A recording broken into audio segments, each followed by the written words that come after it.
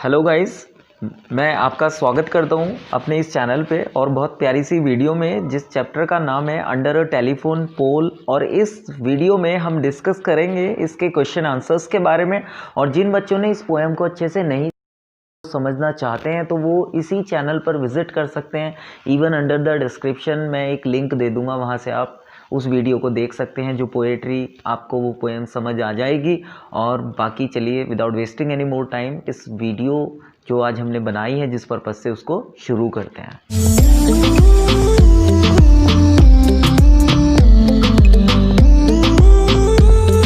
Guys, video शुरू करने से पहले मैं एक बात और कहना चाहूँगा आपसे रिक्वेस्ट है, विनम्र निवेदन है कि आप चैनल को सब्सक्राइब नहीं करते, प्लीज़ सब्सक्राइब द चैनल।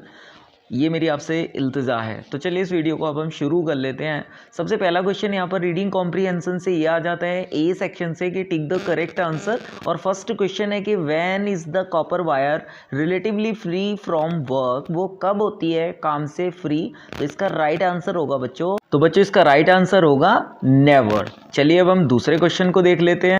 बच्चों दूसरे क्वेश्चन में हमारे सामने है the copper wire in the poem is given human attributes and quality. अब इस कॉपर वायर को इस पोएम में ह्यूमन मनुष्यों की जो क्वालिटीज़ गुण होते हैं उनको दिया गया है। तो आप नेम बताइए लिटरेरी डिवाइस का the poet uses to achieve this. जो poetic device figure of speech को पोएट ने यूज़ किया है इस बात को दर्शाने के लिए। तो सिंपल है बच्चों, पर्सोनिफिकेशन।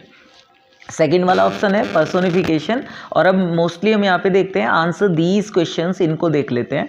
तो सबसे पहला क्वेश्चन है explain the imagery in the first 2 lines of the poem. This is very important और टीचर्स पसंद करते हैं इस तरह के क्वेश्चंस को। तो इसका आंसर देखिए आप। इसका आंसर है बच्चों the copper wire hung in the air is described is so slender that it does not even cast a shadow. अब ये एक इमेजरी है कि जो कॉपर वायर है हवा में झूलती रहती है, उसको ऐसे डिस्क्राइब किया गया है कि जैसे कि इवन उसकी कोई छाया भी नहीं बनती। ये सारी चीज़ें इमेजिन में ही पॉसिबल हैं, जबकि साइंटिफिक वे से अगर हम देखते हैं तो ऑब्वियसली कोई भी ऑब्जेक्ट है अगर वो सन के बिल्कुल सामने आता है तो उसकी छाया उसके दूसरी ओर प्रकाश जा ही नहीं सकता है।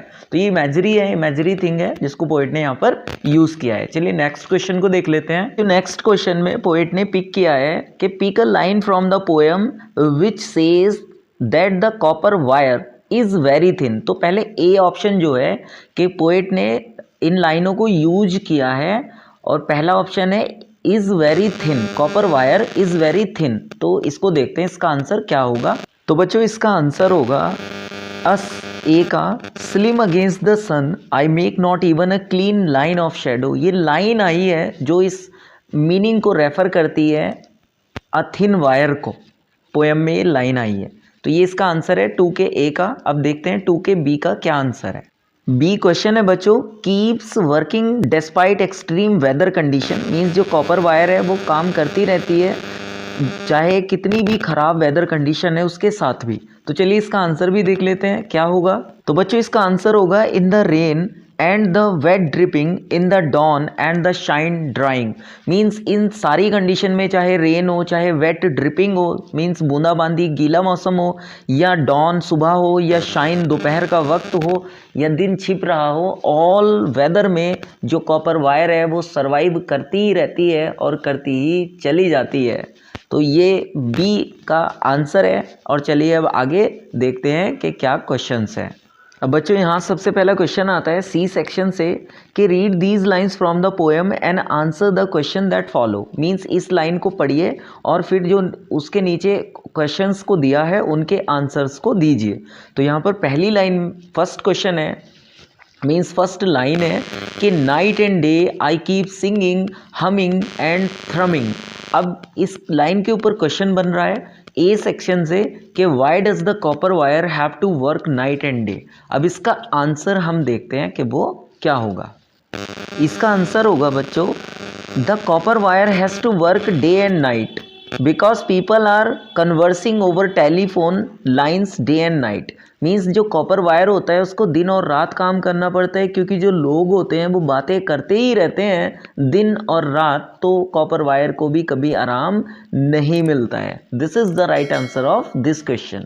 चलिए इसका बी क्वेश्चन देख लेते हैं। अब बच्चों बी सेक्शन से क्वेश्चन है कि explain the line in your own word. अब इस लाइन को अपने खुद के शब्दों में आप एक्सप्लेन करिए। वैसे तो इंडिविजुअली दीज वर्ड्स और the individual thoughts can be different, but यहाँ पर मैं आपको अपने उससे बता देता हूँ कि what I think related to this, तो आप इसको भी नोट कर लीजिएगा आंसर को पॉज करके।